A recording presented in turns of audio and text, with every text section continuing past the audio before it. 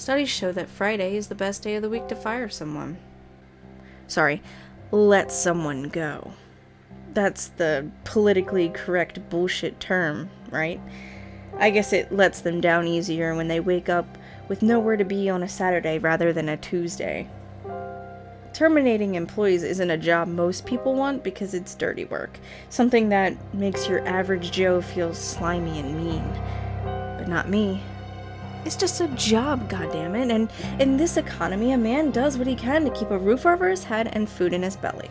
Sometimes you have to be mean to survive. I'm damn good at it, too, though I suppose it's not something you'll ever hear me bragging about in a bar. So good, in fact, they call me the Axe, as in getting the axe. My name was feared and respected. A call to my office rarely meant anything good. Most left in tears to find a box on their desk waiting to be filled with whatever meaningless crap they'd accumulated in their time with the company. I don't know where the boxes came from. That wasn't part of my job. That Friday, I got word there was an axe to drop. An older guy, Steve Woodruff. No one I knew off the top of my head. A quick glance at his file proved this fact amusing. He'd been with the company for almost 20 years. His productivity had fallen over time, slowly and then drastically in the past few months. Time to cut and run. No severance package, no pension, no skin off my ass. I wish I could tell you I remembered it, I really do. But that afternoon I had a doctor's appointment and a lunch date with the guys in marketing, and there may have been one too many martinis, but ultimately the reason I don't remember is because there had been so many like him before. I'm sure he probably cried, or went pale and silent, or called me the devil.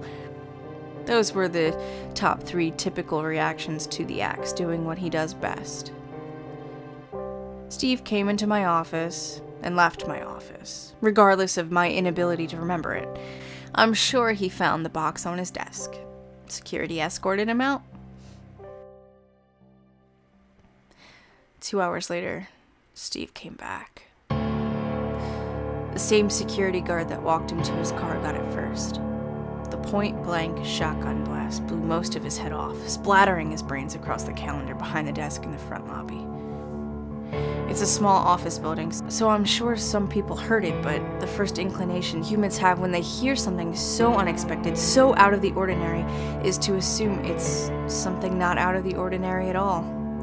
Without the security guard to hit the silent alarm, Steve walked right through the foyer and into the receptionist's office. Cheryl saw the gun, I think, and began to scream. She only got one wavering note out before the crack boom of the bullets firing into her stomach cut her off. Steve moved from her office to the advertising department. Here, he took out 2 of the guys in marketing, then paused to reload the shotgun. The copywriter got brave and tried to bolt, but Steve was between him and the door, and apparently more quick-fingered than he looked because the shells were in the gun, and he fired one dead-eyed shot into his back, sending him flying across the hall. By this point, the sound of the shotgun was too real to be ignored, and people started to panic. The remaining handful of employees, a mixture of HR and sales, bolted for the fire escapes only to find it locked. Steve had, prior to his arrival in the lobby, chained the doors from the outside. They struggled against the crush of their own animal hysteria, unwilling to believe the door wouldn't open. He picked off these people easily. They were screaming, but then they weren't screaming anymore. I could hear it from under my desk. Somehow the silence was so much worse than the screaming.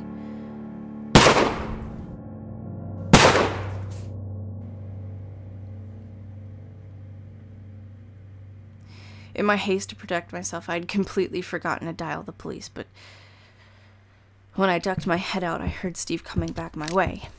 The metallic clicking sounds of shells being exited from the gun and the new ones reloaded, the slow, methodical plodding of his shoes on the thin office carpet.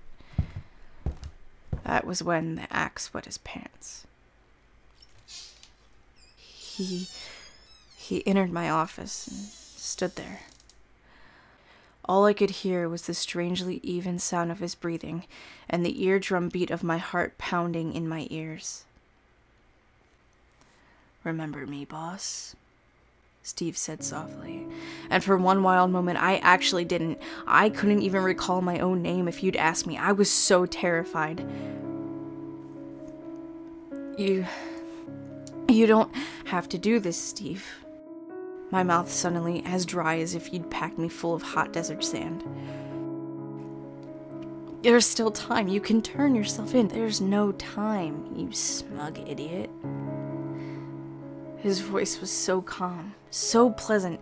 It was somehow far worse than if he'd been shrieking at me, because instead it was like we were chatting about the weather or the latest baseball game and ignoring the fact that the rest of the office were laying in cooling puddles of their own blood. "Steve, please." "No. You had your time to talk, but now it's mine." There was a quiet rolling sound as he pulled one of the chairs up to the front of my desk, just as he had done 2 hours ago when I had asked him to close the door and have a seat. A long, terrible moment passed. The smell of my own urine was sharp in my nostrils. "I begged you not to fire me. Do you remember that? You looked drunk, so maybe you don't." Steve took in a deep breath. "Productivity. That was it, wasn't it? Why I got the axe? My productivity had decreased?" When I didn't answer, Steve banged the top of my desk with the butt of his shotgun. "Yes," I blurted. "Hard to be productive, boss, when your wife is dying. When the cancer has eaten so far through her brain that she doesn't even know who you are when you're at her bedside every day. When she's only able to speak in soft little screams because the pain is so bad. Do you have any idea how expensive cancer medicine is, boss?" "No," I said at once. "No," Steve echoed, sounding almost amused. "Of course you don't. I bet you know how much a country club membership costs. Or a Porsche. Or those smug fucking Dior suits you wear. Do you even notice the rest of us walking around in our secondhand clothes?" Before I could respond, he banged on the desk again. The noise above my head was like a crack of dynamite, and I felt my whole body jerk as if I'd been shocked. "No," he said again. "Of course you don't." He breathed in deeply through his nose. "You ruin people's lives. What people work at for years, their livelihoods, the thing that keeps them getting up in the morning. You wipe it away with a few words in a box on their desk, and I bet you sleep like a goddamn baby." "I'm sorry," I whispered, and I wish I could tell you that was true. That I truly felt the error of my ways and I had learned a lesson. I really do. "No, you're not." There was a brief rolling sound as he stood up from the chair. "But you will be." The shotgun clicked as he cocked it. My life began to flash before my eyes. My stupid, materialistic life. Every useless, meaningless second. And oh God, if only it could have been more.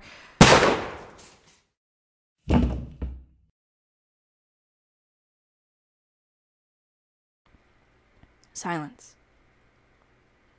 And then it was just me, alone in the office of the dead, the only survivor in a madman's massacre. And I'm sure you've read the headlines. I'm sure you've read all about it. There were ambulances. Someone put a blanket around my shoulders. I watched as they carried out body after body after body. They were dead. All dead. But I was alive. I'd been spared. Why? Does the why even matter? Aren't we all beyond the why at this point? I went home and fell right to sleep. You'd think I'd be wide awake, but no. Oh no. Axe went home after the mass murder of his entire office building, changed his pants, had a beer, and went to sleep like a goddamn baby. It was only then that I understood. That every time I try to sleep, every time I close my eyes for more than a moment, when I drift off to that place of not quite conscious and not quite unconscious, I'm back at work. I'm outside my own office. My suit is cheap and threadbare, and my shoes don't fit quite right. I reach for the door and I push it open. Behind my desk sits Steve. The back of his head is a bloody mess, one giant exit wound from where he put the shotgun in his mouth. The mouth that smiles at me as he gestures one Dior suit-clad arm towards the chair in front of him. He tells me to close the door and have a seat. And every night, every fucking night, for the past 5 years, I wake up screaming.